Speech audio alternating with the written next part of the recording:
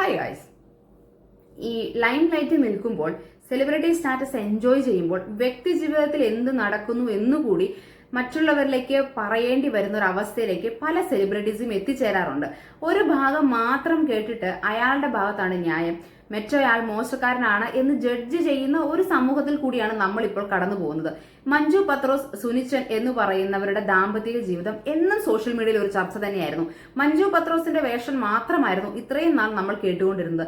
എന്നാൽ ഇപ്പോൾ സുനിച്ചൻ രംഗത്ത് വന്നിരിക്കുകയാണ്. ഭർത്താവ് എന്ന രീതിയിൽ, അച്ഛൻ എന്ന രീതിയിൽ തനിക്ക് എന്തൊക്കെയാണ് പറയാനുള്ളത്, തന്റെ ജീവിതം ഇപ്പോൾ എവിടെ എത്തി നിൽക്കുന്നു, ഇപ്പോൾ തന്റെ ദാമ്പത്യത്തിൽ എന്ത് സംഭവിക്കുന്നു എന്നൊക്കെയുള്ള കാര്യങ്ങളെല്ലാം തുറന്നു പറഞ്ഞുകൊണ്ടാണ് സുനിച്ചൻ രംഗത്ത് വന്നിരിക്കുന്നത്. നമുക്ക് വീഡിയോയിലേക്ക് കിടക്കാം. ഞാനുണ്ടായിരുന്നു. ആ സമയത്താണ് ഞാൻ പുറത്തു പോകുന്നത്, ദുബായിക്ക് പോകുന്നത്. അത് കഴിഞ്ഞ് പിന്നെ അവർ ചാനൽ നടത്തുവാണല്ലോ. പിന്നെ നമ്മൾ അതിനകത്ത് എന്തോ ഒരു ഓണത്തിന് അവധിക്ക് വന്ന സമയത്ത് ഓണത്തിന് ഞങ്ങളെല്ലാം കൂടെ ഫുഡ് കഴിക്കുന്ന ഒരു എപ്പിസോഡൊക്കെ ഉണ്ടായിരുന്നു. പിന്നെ ഞാൻ 2 വർഷം കൂടിയൊക്കെ ഞാൻ വരുന്നത്. ഞാൻ വന്നാലും പുള്ളിക്കാരി ഷൂട്ടും കാര്യങ്ങളൊക്കെ ആയിട്ട് നടക്കുന്നു. അങ്ങനെയൊക്കെ ആയതുകൊണ്ട് ഞാൻ പിന്നെ അതിനകത്ത് വന്നിട്ടില്ല. നിങ്ങൾ പിരിഞ്ഞിട്ടില്ല. ഞങ്ങൾ ലീഗലി ഇതുവരെ ഡൈവേഴ്സ് ആയിട്ടില്ല.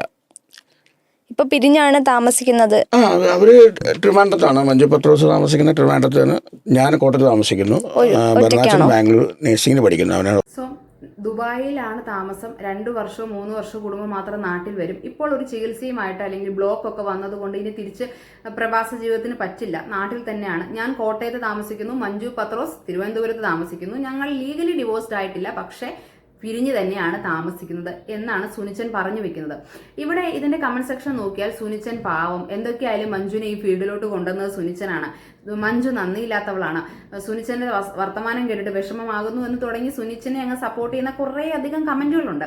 ഈ സുനിച്ചനെ സപ്പോർട്ട് ചെയ്യുന്നത് ഒരാൾ കുറച്ച് കാമായിട്ട് ശാന്തമായിട്ട് സംസാരിച്ചു എന്ന് കരുതി അയാളുടെ ഭാഗത്ത് തെറ്റില്ല എന്നോ അല്ലെങ്കിൽ എതിർവശത്ത് നിൽക്കുന്ന ആളാണ് തെറ്റുകാരി എന്നൊന്നും നമുക്ക് വിധി എഴുതാനായിട്ട് പറ്റില്ല. ഇവിടെ ആള് പറയുന്നത്, ഞാൻ 2 വർഷം കൂടുമ്പോഴാണ് നാട്ടിലോട്ട് വന്നുകൊണ്ടിരിക്കുന്നത്. എവിടുന്ന്? ഗൾഫിൽ നിന്ന്, ദുബായിൽ നിന്ന്. വന്നാലും ഞാൻ എൻ്റെ കോട്ടയത്തെ വീട്ടിലായിരിക്കും, മഞ്ജു പത്രോസ് തിരുവനന്തപുരത്തെ വീട്ടിലായിരിക്കും. മകന് വേണ്ടി മാത്രം ഞാൻ ബാംഗ്ലൂർ പോയി മകനെ കാണും, മകനോട് സംസാരിക്കും. അല്ലാതെ അതിനപ്പുറത്തേക്ക് മഞ്ജുവിനെയുമായിട്ട് വലിയ കോണ്ടാക്ട് ഒന്നും ഇല്ലെന്നാണ്. മഞ്ജുവിനെ പ്രഥമ ദൃഷ്ടിയാൽ കുറ്റമൊന്നും ഇദ്ദേഹം പറഞ്ഞു വെക്കുന്നില്ല എങ്കിൽ പോലും ഇയാളുടെ അല്ലെങ്കിൽ ഇദ്ദേഹത്തിന്റെ മുഴുവൻ ഇന്റർവ്യൂ കാണുമ്പോൾ ആരെയും വിശ്വസിക്കാൻ കൊള്ളില്ല, എല്ലാവരെയും വിശ്വസിച്ച് തെറ്റായിപ്പോയി എന്ന് തുടങ്ങിയുള്ള ഇൻഡയറക്റ്റ് ആയിട്ടുള്ള മറുപടികളും ഇൻഡയറക്റ്റ് ആയിട്ട് മഞ്ജുവിനെ കുത്തുന്ന പോലെയൊക്കെ നമുക്ക് ഫീൽ ചെയ്യും. എന്തായാലും ആ പ്രശസ്ത ഭാഗങ്ങൾ കൂടി നമുക്കൊന്ന് കാണാം. സുനിച്ചിന്റെ ലൈഫിൽ പഠിച്ചൊരു പാഠം എന്തായിരിക്കും? ആരെയും വിശ്വസിക്കരുതെന്ന് എല്ലാവരും പറഞ്ഞൊരു പാഠമല്ലേ. ഞാനായിട്ട് ഇനി അതെന്താ മുടക്കാന്ന്. നമ്മളുടെ പ്രേക്ഷകർക്കും സുനിച്ചനെ ഇഷ്ടപ്പെടുന്ന ഒരുപാട് പേർക്ക് അറിയാനുള്ള ഒരു കാര്യമായിരുന്നു, എവിടെയായിരുന്നു ഇത്രയും നാൾ? അത് അങ്ങനെ മാറുന്നതല്ല. ആക്ച്വലി ഞാൻ ദുബായിലായിരുന്നു. എനിക്ക് അതിനുള്ളൊരു അവസരമില്ല. മഞ്ജു ചേച്ചി ഒരുപാട് ഇന്റർവ്യൂസ് ഇങ്ങനെ കൊടുക്കുന്നുണ്ട്, ചേട്ടനെ മാത്രം ഒന്നിലും കാണാനില്ല, സ്നേഹിക്കുന്നവർ ചോദിക്കുന്നുണ്ട്. അത് ഞാൻ കണ്ടാണ്. ഞാൻ ഒത്തിരി കമന്റിനകത്തൊക്കെ ഞാനും വായിക്കാറുണ്ട്. ഇപ്പൊ എന്നെ വിളിച്ച് ചോദിക്കാറുണ്ട്, ഇവിടെയൊന്നും ഇല്ലേ ഇന്റർവ്യൂ ഒന്നും കൊടുക്കാത്ത. ഞാൻ പറഞ്ഞു, എനിക്ക് അതിന്റെ ആവശ്യമില്ല. നമ്മള് മ്യൂസിക് എല്ലാവരെയും കണ്ണടച്ച് വിശ്വസിക്കരുത്, അങ്ങനെ വിശ്വസിച്ചാൽ പണി കിട്ടും എന്നൊക്കെയാണ് സുനിച്ചന്റെ വ്യക്തി ജീവിതത്തിലെ അനുഭവം കൊണ്ട് സുനിച്ചിന് കിട്ടിയ ഒരു പാഠം, ഒരു ലെസൺ എന്നൊക്കെയാണ് സുനിച്ചൻ പറഞ്ഞു വെക്കുന്നത്. വർഷങ്ങൾക്ക് മുമ്പ് മഞ്ജു കൊടുത്തൊരു ഇന്റർവ്യൂ കൂടി നമുക്കൊന്ന് കാണാം. ഹസ്ബൻഡ് ഉള്ളത് കൊണ്ടല്ലേ അങ്ങനെ ഒരു റിയാലിറ്റി ഷോയിൽ വരാൻ പറ്റിയത് എന്നുള്ളതൊക്കെ സത്യമാണ് കേട്ടോ. പുള്ളി ഉണ്ടായിരുന്നുകൊണ്ടാണ് അതിനകത്ത് പാർട്ടിസിപ്പേറ്റ് ചെയ്യാൻ പറ്റിയത്, ഒക്കെ ശരിയാണ്. പക്ഷേ അതിനുശേഷം നമുക്ക് ഇവിടെ നിലനിൽക്കണമെങ്കിൽ കഴിവ് വേണമല്ലോ. തീർച്ചയായും നമുക്ക് അഭിനയിക്കാൻ സാധിക്കണ്ടേ. അല്ലാതെ ഒരാളെ കണ്ടിട്ട് എന്നെ വിളിക്കണമെന്ന് ഇല്ലല്ലോ. എന്നെ വിളിച്ചാൽ അഭിനയിക്കും എന്നുള്ളവരല്ലേ എന്നെ അതിലേക്ക് തിരഞ്ഞെടുക്കുള്ളൂ. അപ്പോൾ വഴി തുറന്നു തന്നത് ഇതേപോലെ അദ്ദേഹവും കൂടി ആയിരിക്കാം. എന്നോട് പറഞ്ഞിട്ടുണ്ട് ഇങ്ങനെ, പുള്ളി സമ്മതിച്ചത് കൊണ്ടല്ലേ വർക്കിനൊക്കെ പോകാൻ സാധിച്ചത്. അപ്പോൾ പുള്ളീനെ അടുത്ത് മെൻഷൻ ചെയ്യുന്നില്ലല്ലോ എന്ന് പറയാറുണ്ട്. ഓഫ് കോഴ്സ് പുള്ളി സമ്മതിച്ചുകൊണ്ടാണ്. പക്ഷേ നമ്മൾ എപ്പോഴും ചിന്തിക്കേണ്ടത്, സമ്മതിച്ചില്ല എങ്കിൽ വേറെ എന്ത് വഴി. ഇപ്പോൾ രമ്യയോട് ഞാൻ പറയുന്നു, രമ്യ പോവണ്ട, ഈ വർക്കിന് പോകണ്ട, എനിക്കത് ഇഷ്ടമല്ല എന്ന് പറഞ്ഞാൽ ഞാൻ രമ്യക്ക് ജീവിക്കാനുള്ള മറ്റൊരു വഴി തുറന്നു കാണിക്കണം, അല്ലെങ്കിൽ ഞാൻ തരണം. അല്ലേ? അതല്ലാത്ത പക്ഷം എനിക്കത് പറയാനുള്ള അധികാരമില്ല. അപ്പോൾ അത് എല്ലാവരുടെയും നീഡായിരുന്നു. ഞാൻ വർക്കിന് പോകുക എന്നുള്ളത് എൻ്റെ ഫാമിലിയുടെ നീഡായിരുന്നു. അത് ഒരാളോട് ചെയ്ത ഔദാര്യമൊന്നും ആയിരുന്നില്ല. മഞ്ജു ജോലിക്ക് പോവുക എന്നുള്ളത് മഞ്ജുവിനേക്കാൾ കൂടുതൽ മഞ്ജുവിന്റെ കുടുംബത്തിന്റെ ആവശ്യമായിരുന്നു. അന്നത്തെ സുനിച്ചന്റെ മകൻ ഉൾപ്പെടെയുള്ള അല്ലെങ്കിൽ മഞ്ജുവിനെ ആശ്രയിച്ച് ജീവിക്കുന്ന ആ കുടുംബത്തിന്റെ മുഴുവൻ ഉത്തരവാദിത്വവും മുഴുവൻ ആവശ്യവുമായിരുന്നു മഞ്ജു അന്ന് ജോലിക്ക് പോവുക എന്നുള്ളത്. മഞ്ജു വളരെ മനോഹരമായി തൻ്റെ ജീവിതത്തിൽ താൻ നേരിടേണ്ടി വന്ന കഷ്ടതകളെക്കുറിച്ച്, ബുദ്ധിമുട്ടുകളെക്കുറിച്ച് പറയുകയാണ്. മഞ്ജു പറയുകയാണ്, നിങ്ങളെല്ലാവരും ചോദിക്കുന്നുണ്ട് ഇപ്പോൾ സുനിച്ചനാണ് എനിക്ക് ഈ ഒരു വാതിൽ തുറന്നു തന്നത്, സുനിച്ചൻ അനുവദിച്ചുകൊണ്ടല്ലേ എനിക്ക് ഈ ഒരു ഫീൽഡിലേക്ക് വരാൻ പറ്റുമെന്നൊക്കെ. ഒന്നാമത്തെ കാര്യം ആരും അനുവദിക്കേണ്ട കാര്യമില്ല, ബട്ട് അതൊരു വേറെ വിഷയമാണ്, നമുക്ക് പിന്നീട് ചർച്ച ചെയ്യാം. ഇനി അങ്ങനെ സുനിച്ചൻ്റെ സപ്പോർട്ടോടു കൂടി തന്നെ ഒരു ഫീൽഡിലേക്ക് വന്നാൽ പോലും പിടിച്ചു നിൽക്കണം എന്നുണ്ടെങ്കിൽ അവനവനൊരു കഴിവ് വേണം. മഞ്ജു വളരെ മനോഹരമായി അഭിനയിക്കുന്ന, ഏത് ക്യാരക്ടറിലും വളരെ നാച്ചുറൽ അഭിനയം കൊണ്ടുവരുന്ന ഒരു കലാകാരി തന്നെയാണ്. അതിനകത്ത് യാതൊരുവിധ സംശയങ്ങളുമില്ല. കൂടാതെ മഞ്ജു കൂടെ പറയുകയാണ്, ഞാൻ ജോലിക്ക് പോയില്ലായിരുന്നെങ്കിൽ പിന്നെ എന്തു വരുമാനം. അപ്പോൾ അതിനർത്ഥം സുനിച്ചൻ വർക്കിന് പോകുന്നില്ലായിരുന്നു, അല്ലെങ്കിൽ സുനിച്ചനൊരു വരുമാനമില്ലായിരുന്നു. സുനിച്ചൻ്റെ മകനെയും സുനിച്ചൻ്റെ കുടുംബത്തെയും പോറ്റാനായിട്ടുള്ളൊരു വരുമാന മാർഗം കണ്ടെത്താനുള്ളൊരു ആർജവം അന്ന് സുനിച്ചൻ ഉണ്ടായിരുന്നില്ല എന്നാണ്. സോ അങ്ങനെ വരുമ്പോൾ ജോലിയില്ലാതെ വീട്ടിൽ അന്ന് ഇരുന്നുകൊണ്ടിരുന്ന മഞ്ജുവിന് വർക്ക് എടുക്കുക, വർക്കിന് പോവുക എന്നുള്ളതല്ലാതെ മറ്റൊരു മാർഗം ഉണ്ടായിരുന്നില്ല എന്നാണ്. സ്ത്രീ ജോലിക്ക് പോയി കുടുംബം നോക്കുന്നതിൽ യാതൊരുവിധ തെറ്റുകളുമില്ല. പക്ഷെ അങ്ങനെ കുടുംബം നോക്കുമ്പോഴും വേറൊരു രീതിയിൽ ആ സ്ത്രീനെ മാനസികമായി തളർത്താൻ നോക്കിയാൽ, അല്ലെങ്കിൽ കുടുംബത്തേക്ക് വരുന്ന സാമ്പത്തികം മറ്റൊരു രീതിയിൽ ഒഴുക്കി കളയാനൊക്കെ നോക്കിയാൽ ഏതൊരു സ്ത്രീയാണ്? കഷ്ടപ്പെടുന്നവന് മാത്രമേ അതിൻ്റെ ബുദ്ധിമുട്ട് അറിയുള്ളൂ. കഷ്ടപ്പെട്ട് വരുമാനം കുടുംബത്തോട്ട് കൊണ്ടുവരുമ്പോൾ അനാവശ്യ ചെലവുകളും അനാവശ്യമായിട്ട് ആ പൈസ ചെലവാക്കുകയും ഒക്കെ ചെയ്താൽ ആർക്കാണത് സഹിക്കാൻ സാധിക്കുക? പിന്നെ സ്ത്രീകളുടെ ഒരു രീതി വെച്ച് പറയുകയാണെങ്കിൽ ഒരു 35-40 വയസ്സൊക്കെ ആവുമ്പോൾ സ്ത്രീകൾക്ക് ഭയങ്കരമായിട്ടൊരു ചേഞ്ച് ഉണ്ടാവും. അതുവരെ എന്താ പറയുക, പൊട്ടക്കിണറ്റിലെ തവളയായിട്ടൊക്കെ കിടന്നാലും ഒരു 40 ഒക്കെ കഴിയുമ്പോഴേക്കും ഒരു ചിറകൊക്കെ കിട്ടിയതുപോലെ, അല്ലെങ്കിൽ എന്താ പറയുക, ഒരു പട്ടം പോലെയൊക്കെ ആകും സ്ത്രീകൾ എന്ന് പറയുന്നത്. കാരണം ഇനി ഒന്നും നോക്കാനില്ല, മക്കളൊക്കെ ഒരു രീതിയിലായിട്ടുണ്ടാവും, അവർക്ക് വെള്ളവും തീയും തിരിച്ചറിയാനുള്ള ഒരു സമയമായിട്ടുണ്ടാവും. അപ്പോൾ ഇനി ഒന്നും നോക്കേണ്ട കാര്യമില്ല, അവനവൻ്റെ ഇഷ്ടത്തിന് വേണ്ടി ഇറങ്ങി പുറപ്പെടാം, അത് ചെയ്യാം എന്നൊരു ധൈര്യം, വല്ലാത്തൊരു ധൈര്യം പല സ്ത്രീകൾക്കും കിട്ടി ഞാൻ കണ്ടിട്ടുണ്ട്. ഈ വീടിനകത്ത് ഒതുങ്ങിയിരുന്ന സ്ത്രീകളുടെ കാര്യമാണ് ഞാൻ പറയുന്നത്. അത് ഭർത്താവിൻ്റെ സപ്പോർട്ട്, പേരൻസിൻ്റെ സപ്പോർട്ട്, സ്നേഹം എല്ലാം കിട്ടി മുമ്പോട്ട് പോകുന്ന സ്ത്രീകളുടെ കാര്യമല്ല.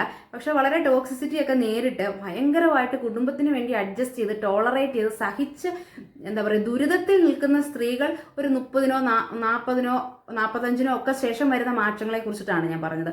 അതുപോലെ ഒരു മാറ്റം, അതുപോലെ ഒരു സ്വിച്ച് ഓവർ തന്നെയാണ് മഞ്ജുവിന് ഇവിടെ സംഭവിച്ചതെന്നാണ് ഞാൻ മനസ്സിലാക്കുന്നത്. സ്വന്തമായിട്ട് വരുമാനമുണ്ട്, പിന്നെ എന്തിന് ടോക്സിസിറ്റി അനുഭവിക്കണം? സ്വന്തമായിട്ട് മകനെ പോറ്റാനുള്ള കഴിവുണ്ട്, സ്വന്തമായിട്ടൊരു വീട് വെച്ചു, വളരെ മനോഹരമായ ഒരു ലക്ഷറി വീട് തന്നെയാണ്. അപ്പോൾ അത്രയും വരുമാനമുള്ളപ്പോൾ പിന്നെ എന്തിന് താൻ ഒരു പേരിന് വേണ്ടിയിട്ട് ഒരു സുമംഗലിയായിട്ടിരിക്കണം, അല്ലെങ്കിൽ പേരിന് വേണ്ടി മാത്രം ഒരാളെ എന്തിനു കൂടെ കൊണ്ടു നടക്കണം എന്ന് ചിന്തിച്ചിട്ടുണ്ടാവും. അതിനകത്ത് യാതൊരുവിധ തെറ്റുമില്ല. ആദ്യത്തെ വീഡിയോയിൽ സുനിച്ചൻ വന്ന് മഞ്ജുവിനെ കുറ്റമൊന്നും പറയുന്നില്ലെങ്കിലും ഇപ്പോഴും ലീഗലി ഡിവോഴ്സ്ഡ് ആയിട്ടില്ല എന്ന് പറഞ്ഞാൽ പോലും സെപ്പറേറ്റഡ് ആണ് എന്ന് മഞ്ജു ഇതിനു മുമ്പേ തുറന്നു പറഞ്ഞിട്ടുണ്ട്. ഒരുപക്ഷെ സുനിച്ചന് ഈ സെപ്പറേറ്റഡ് ഒരുപക്ഷെ ഒന്നുകൂടിയൊക്കെ ഒന്ന് ആലോചിച്ച് ചിന്തിച്ച് ആ കുടുംബം ഒന്നുകൂടി ഒന്ന് മെയിൻറ്റെയിൻ ചെയ്ത് പോകണം എന്നൊക്കെ ഒരു ആഗ്രഹം ഉള്ളിലുണ്ടെന്ന് തോന്നുന്നു. പക്ഷെ മഞ്ജുവിന്റെ തീരുമാനം ഉറപ്പിച്ചത് തന്നെയാണ്. കാരണം അനുഭവിച്ചവർക്കാണ് എന്നും മറക്കാനും പൊറുക്കാനും പാട്. കുത്തി നോവിച്ചവർക്കും വേദനിപ്പിച്ചവർക്കും ചിലപ്പോൾ ഒരു പശ്ചാത്താപത്തിന്റെ പുറത്ത് പിന്നെയും എല്ലാം മറന്ന് ഒന്നു ചേരാൻ സാധിക്കും. പക്ഷെ വേദന അനുഭവിച്ചവർക്ക് അത്ര പെട്ടെന്ന് അത് സാധിക്കണമെന്നില്ല. അങ്ങനെയൊക്കെയുള്ള സാധനങ്ങളുണ്ട്. ഇല്ല എന്നുവെച്ചാ ബർണാച്ച കുഞ്ഞിനെ വിളിക്കും, സംസാരിക്കും, കാണാൻ പോവാറൊക്കെ ഉണ്ട്. അതൊന്നും അല്ല ഇല്ലാന്ന് വെക്കാൻ ഞാൻ ആരുമല്ല, അങ്ങനെയൊന്നുമില്ല. ഞങ്ങൾ തമ്മിൽ ഇൻ ടച്ച് ഇല്ലാന്ന്. ഒരു സംസാരത്തിൽ ഇല്ല, ലീഗലി ആയിട്ടില്ല. മഞ്ജു പറയുന്നുണ്ട്, ആങ്കർ ചോദിക്കുകയാണ് പിന്നീട് എപ്പോഴെങ്കിലും സംസാരിച്ച് ഒന്നുകൂടി ഒരു മെയിൻറ്റെയിൻ അല്ലെങ്കിൽ ഒരു പുനരുദ്ധാരണം എന്നൊക്കെ പറയുമ്പോൾ മഞ്ജു പറയുന്നുണ്ട് ഇല്ല. അതായത് ആ ഒരു തീരുമാനം ഉറച്ചത് തന്നെയാണ്. അതിനകത്ത് ഇനി യാതൊരുവിധ പുനർചിന്തകളുടെയോ അല്ലെങ്കിൽ പിന്നീടൊരു ആലോചനയുടെയോ ഒന്നും ആവശ്യമുണ്ടെന്ന് മഞ്ജുവിന്റെ വർത്തമാനത്തിൽ നിന്ന് നമുക്ക് തോന്നുന്നില്ല. മഞ്ജു ഉറച്ചു തന്നെ പറയുകയാണ് ഇല്ല. കാരണം മഞ്ജു വരുമാനം സമ്പാദിക്കുന്നുണ്ട്, മഞ്ജുവിന് ഒറ്റയ്ക്ക് ജീവിക്കാനുള്ള ഒരു ആർജവുമുണ്ട്, മകനെ നോക്കാനുള്ള സാമ്പത്തികമായും ശാരീരികമായും ഉള്ള കഴിവുണ്ട്. അപ്പോൾ പിന്നെ തന്നെ യാതൊരു വിധത്തിലും സപ്പോർട്ട് ചെയ്യാത്ത അല്ലെങ്കിൽ വരുമാനം കുടുംബത്തേക്ക് കൊണ്ടുവരാത്ത, വരുമാനമില്ല എന്നല്ല, ജോലി പൊക്കി പോകാൻ പറ്റാത്തതും ഒരാൾക്ക് ജോലി ഇല്ലാത്തതും ഒക്കെ എല്ലാവരുടെ ജീവിതത്തിലും സംഭവിക്കാവുന്ന കാര്യങ്ങളാണ്. ജോലി ഉണ്ടായിട്ടും വരുമാനം കുടുംബത്തിലേക്ക് കൊണ്ടുവരാത്തതും ഒരു ഫിനാൻഷ്യൽ സപ്പോർട്ടോ മെന്റൽ സപ്പോർട്ടോ ഒന്നും ഭാര്യയ്ക്ക് കൊടുക്കാതിരിക്കുകയൊക്കെ ചെയ്യുന്ന ഒരു പാർട്ണറെ എന്തിനാണ് പേരിന് മാത്രം വെച്ചുകൊണ്ടിരിക്കുന്നത്? ആ ഒരു തീരുമാനത്തോട് 100% ഞാനും മഞ്ജുവിൻ്റെ കൂടെ യോജിക്കുകയാണ്. സുനിച്ചൻ ഇതിനകത്ത് പൂർണ്ണ തെറ്റുകാരനാണെന്നോ അല്ലെങ്കിൽ സുനിച്ചൻ വളരെ മോശപ്പെട്ട മനുഷ്യനാണെന്നൊന്നുമല്ല. പക്ഷെ മഞ്ജുവിൻ്റെ അഭിപ്രായത്തോടും അല്ലെങ്കിൽ മഞ്ജുവിൻ്റെ മുമ്പുള്ള വീഡിയോകളെല്ലാം ഇന്റർവ്യൂകളെല്ലാം കണ്ട എന്നൊരു വ്യക്തി എന്ന സ്ഥിതിക്ക് മഞ്ജുവിന്റെ ഭാഗത്താണ് കൂടുതൽ ന്യായമെന്ന് തോന്നുന്നു. മഞ്ജു സ്വന്തം ജീവിതകഥയും എങ്ങനെയാണ് ഇവിടം വരെ എത്തിയതെന്നും അല്ലെങ്കിൽ കല്യാണം കഴിഞ്ഞ 10-20 ദിവസങ്ങൾക്കുള്ളിൽ തന്നെ കടക്കാരും കടബാധിതക്കാരും എല്ലാം കുടുംബത്തിൽ കയറി വരികയും പൈസ ചോദിക്കുകയും അല്ലെങ്കിൽ ആഭരണങ്ങളെല്ലാം വിൽക്കേണ്ടി വരികയും അങ്ങനെയുള്ള കുറേയധികം കഥകൾ മഞ്ജു തുറന്നു പറഞ്ഞിട്ടുണ്ട്. ആ സമയത്തൊന്നും കുടുംബത്തെ കരകയറ്റി കൊണ്ടുവരാൻ പറ്റാതിരുന്ന ഒരു പാർട്ണറെ പിന്നെ എന്തിനാണ് തൻ്റെ കൂടെ കൊണ്ടു നടക്കുന്നതെന്ന് മഞ്ജു ചോദിച്ചാൽ നമുക്ക് അതിനകത്ത് യാതൊരുവിധ കുറ്റമോ തെറ്റോ കാണാനാവില്ല അല്ലേ. ഞാൻ സംസാരിച്ചതും ഞാൻ പങ്കുവച്ചതും എൻ്റെ മാത്രം കാഴ്ചപ്പാടുകളും എൻ്റെ മാത്രം അഭിപ്രായങ്ങളുമാണ്. നിങ്ങൾക്ക് ഇതിനെക്കുറിച്ചുള്ള നിങ്ങളുടെ അഭിപ്രായങ്ങളും നിങ്ങളുടെ കാഴ്ചപ്പാടുകളും പങ്കുവെക്കാം നമ്മുടെ കമന്റ് സെക്ഷൻ. ബൈ.